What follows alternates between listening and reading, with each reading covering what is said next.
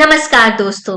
तो हमारी आज की कहानी का नाम है चतुर तेनाली और लालची सेठ। विजयनगर साम्राज्य का बाजार हमेशा चहल पहल से भरा रहता था। व्यापारी अपनी दुकानें सजाए बैठे रहते थे, ग्राहक मोल भाव में लगे होते और कहीं कहीं ठग भी अपना खेल खेलते। ऐसे ही एक मशहूर व्यापारी का नाम था सेठ धनलाल। धनलाल दिखने में तो बहुत सभ्य और दयालु लगता था, लेकिन उसकी असली पहचान कुछ और ही थी। वह व्यापार में चालाकी से लोगों को धोखा देकर खूब पैसा कमा चुका था। एक दिन उसकी लालच की हद पार हो गई। उसने सोचा, अगर मैं राजा को कोई लुभावनी योजना बता दूं, जिससे वह जनता पर नया कर यानी टैक्स लगाए, तो मैं भी फायदा उठा सकता हूँ। वह सीधा राजा कृष्णदेव राय के दरबार में पहुंच गया और हाथ जोड़कर बोला, महाराज, मेरे पास एक ऐसी योजना है जिससे आपके राज्य की संपत्ति कई गुना बढ़ सकती है। राजा थोड़े आश्चर्य में थे, लेकिन उन्होंने कहा, बताइए सेठ जी, ऐसी कौन सी योजना है जो हमारे राज्य को समृद्ध बना देगी?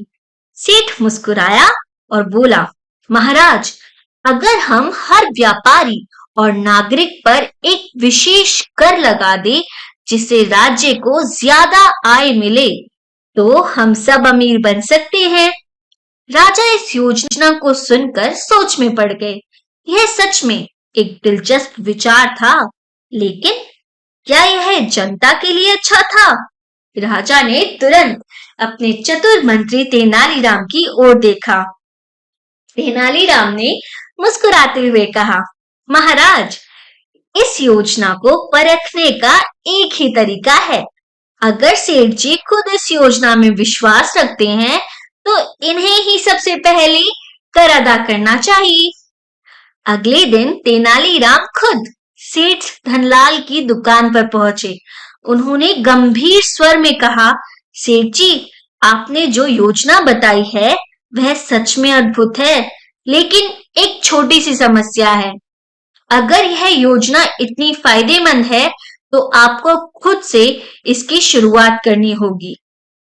सेठ हड़बड़ा गया और बोला, अरे नहीं नहीं, मेरा मतलब यह नहीं था। यह योजना तो पूरे राज्य के लिए है।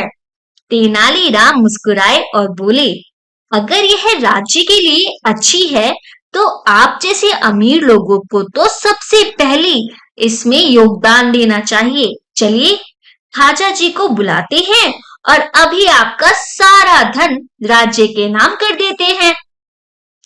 अब सेठ का चेहरा पीला पड़ गया। वह घबरा गया और बोला, महाराज, मैं तो बस सुझाव दे रहा था। योजना को थोड़ी और सोच विचार की जरूरत है।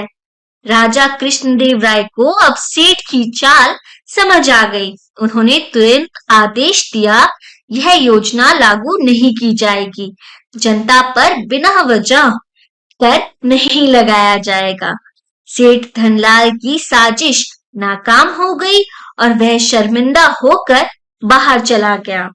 तेनालीराम की बुद्धिमत्ता ने फिर एक बार राजा और प्रजा को एक बड़ी परेशानी से बचा लिया। राजा कृष्णदेव राय ने तेनालीराम की तारीफ करते हुए कहा, तेनाली, तुम्हारी बुद्धिमानी ने एक बार फिर हमें सही राह दिखाई। तेनाली हंसकर बोले, महाराज, स्वार्थी लोग हमेशा अपने फायदे के लिए दूसरों को मूर्ख बनाने की कोशिश करते हैं, लेकिन यदि हम अपनी बुद्धि का सही उपयोग करें, तो कोई भी हमें धोखा नहीं दे सकता। राजा और दरबारियों ने तेनालीराम की इस सीख को याद रखा और दरबार में जोरदार तालियां गूंज उठी। तो दोस्तों, इस कहानी से हमें ये सीख मिलती है कि स्वार्थी लोग अपने फायदे के लिए दूसरों को धोखा देने की कोशिश करते हैं, लेकिन बुद्धिमान व्यक्ति उनकी चालाकी को पकड़ लेते हैं। तो दोस्तों, अगर आपको यह कहानी पसंद आई, तो कमेंट में बताएं कि अगली कहानी किसकी होनी चाहिए। धन्यवाद दोस्तों।